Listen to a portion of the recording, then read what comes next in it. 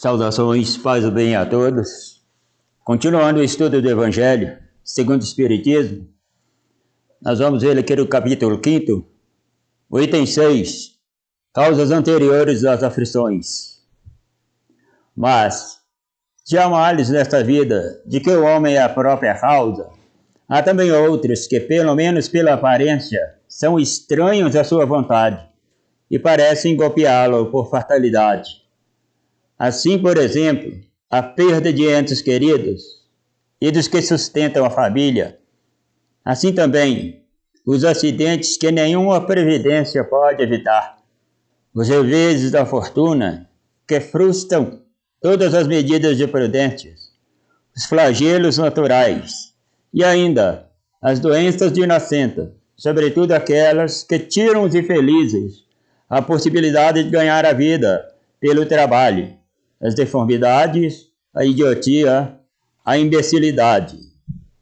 Os que nascem nessas condições nada fizeram seguramente nessa vida para merecer uma sorte tão triste, sem possibilidades de compensação, e que nelas não puderam evitar, sendo impotentes para modificá-la e ficando à mercê da comiseração pública. Por que, pois, esses seres tão desgraçados, enquanto que ao seu lado, sob o mesmo teto e sob a mesma família, outros se apresentam favorecidos de todos os sentidos? É uma pergunta que todos nós fazemos, né? Por que numa família, irmãos consanguíneos, de mesmo pai, de mesma mãe, têm sortes tão diferentes? Uma pergunta que muitas pessoas já me fizeram e ficam sem perguntas, sem respostas, quer dizer, por que existe isso no mundo? Muitas das vezes, por falta de conhecimento, culpam a Deus, a vontade de Deus. Foi Deus que assim quis. Mas, desde compreendendo que Deus é justiça, bondade, sabedoria, amor e misericórdia, entendemos que Deus não criaria seres imperfeitos, devotados ao sofrimento, ao lado de outros que têm todas as facilidades. Há então uma causa anterior a essa aflição. Que causa seria essa? Perguntamos. Que dizer, por fim, das crianças que morrem em tenridade e só conheceram da vida o sofrimento? Problemas, todos esses, que nenhuma filosofia resolveu até agora. Anomalia que nenhuma religião pode justificar, e que seria uma negação da bondade, da justiça e da providência de Deus, segundo a hipótese da criação da alma, ser criada ao mesmo tempo que o corpo, e da fixação irrevogável da sua sorte, após a permanência de alguns instantes na terra. Que fizeram elas, após essas almas que acabam de sair das mãos do Criador, para sofrerem tantas misérias no mundo e receberem no futuro uma recompensa ou uma punição qualquer, se não puderem seguir nem o bem e nem o mal? É outra pergunta que fica sem resposta. Que pensar nessas crianças que já nascem com problemas físicos e mentais. Se a alma nasce com o corpo, se a alma é criada no momento do corpo, que no momento do nascimento daquela criança a alma passa a existir, e que antes daquele corpo não existia nada, qual é a resposta que nós vamos ter para o sofrimento dessa alma que está ali encarnada naquela criança, que foi criada naquele momento? Entendemos que Deus é toda bondade e justiça, e não faria isso. Mas que fizeram ela para merecer tão sorte? Que dizer das outras que nascem com essas anomalias e vivem poucos anos e morrem em tenridade? Entretanto, em virtude de um axioma de que todo efeito tem uma causa, essas misérias são efeitos que devem ter sua causa. E desde que já se admita a existência de um Deus justo, essa causa deve ser justa. Ora, a causa sendo sempre anterior ao efeito, e desde que se encontre na vida atual, é que pertence a uma existência precedente. Por outro lado, Deus não podendo punir pelo bem que se fez, nem pelo mal que não se fez, se somos punidos, é porque fizemos o mal. E se nem fizemos o mal nessa vida, é porque fizemos em outra. Esta é a alternativa a que não podemos escapar, e na qual a lógica nos diz de que lado está a justiça de Deus. Aí nós vamos chegar àquela conclusão. Se Deus é bom, é justo, é misericordioso, suprema sabedoria e bondade, Ele não criaria o mal. Se o mal existe, ele foi criado pelo homem. E se esse mal persiste, é porque ele já existiu anteriormente. Seguindo aquela lei de causa e efeito, de livre-arbítrio, entendemos que Deus fez leis universais para que todos os seus filhos possam segui-lo. A evolução, ela consiste nisso. Do lado temos uma doutrina que fala de um Deus que castiga, que pune. De uma outra temos um Deus de misericórdia, de bondade, de amor, de sabedoria, de perdão. Não vamos nos estender muito aqui, porque o texto é longo e o tempo nos é curto. Mas só queremos dar aquele exemplo de Jesus.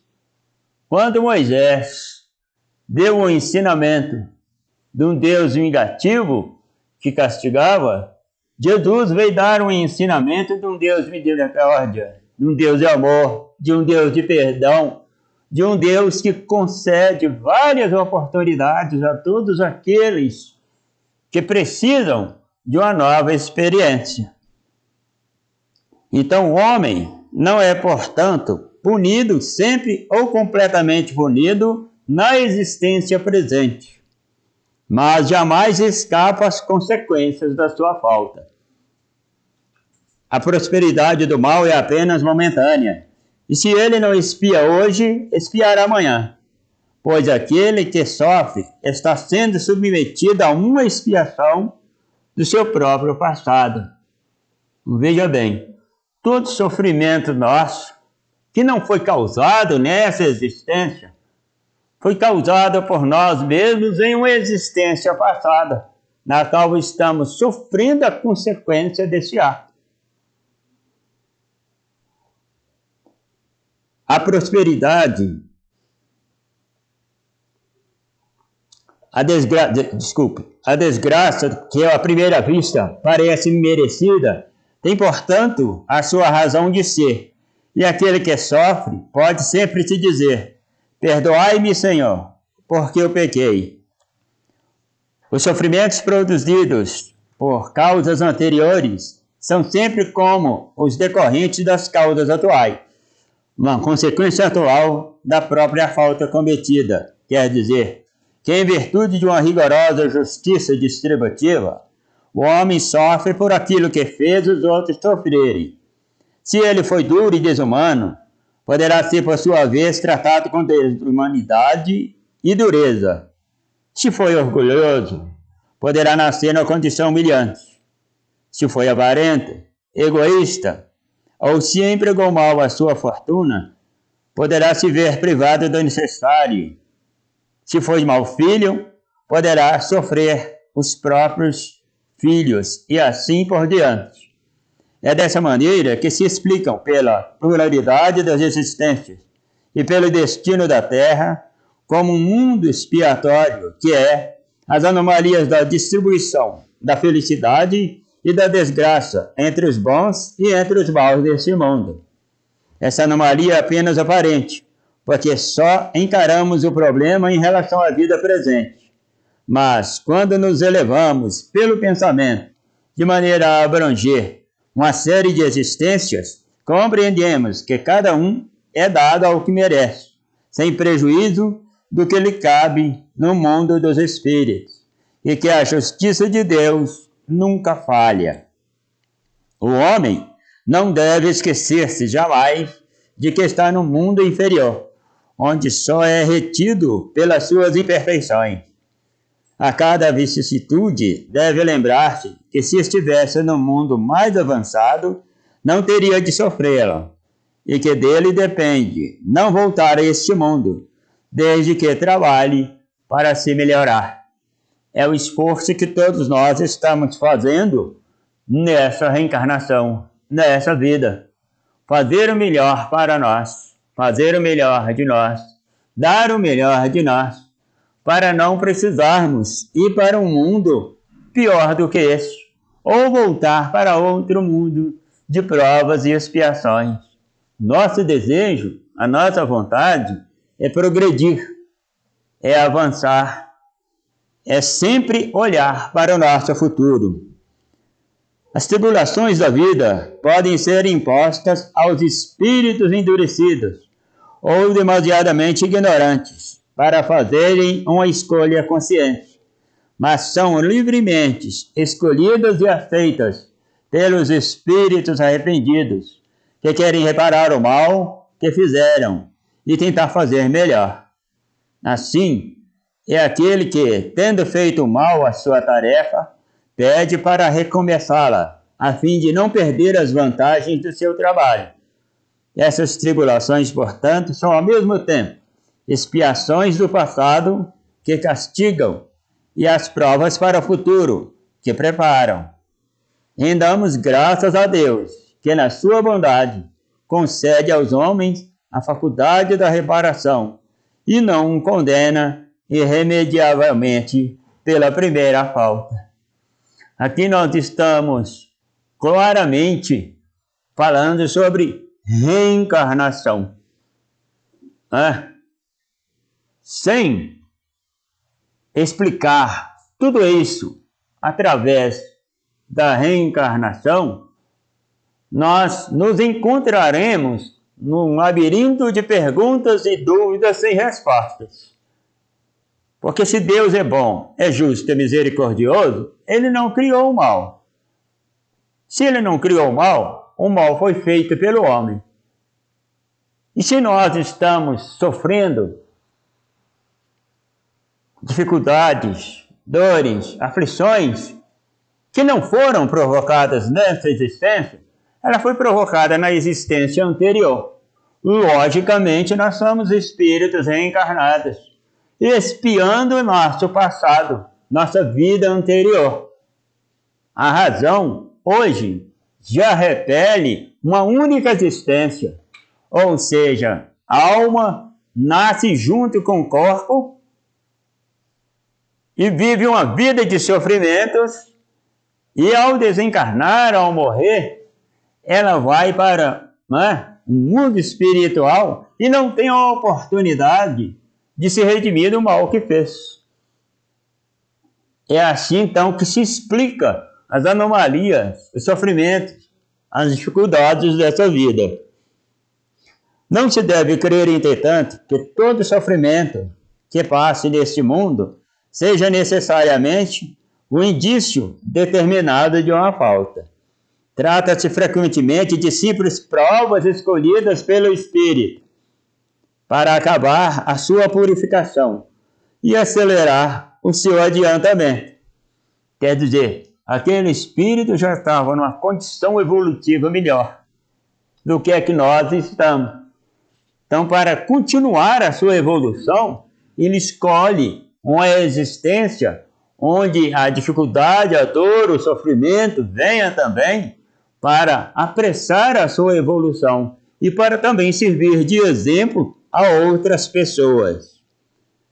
Assim, a expiação serve sempre de prova, mas a prova nem sempre é uma expiação, porque há muitos espíritos encarnados, né, neste mundo, que não estão em expiação, mas estão aí para dar o exemplo, né, do desenvolvimento das virtudes, da paciência, da resignação, da compreensão, da fé, da caridade, do amor ao próximo, da ajuda. Há tantos espalhados por aí, né? Enquanto você vê alguns sofrendo com a resignação, com calma, com alegria, você vê outros revoltados.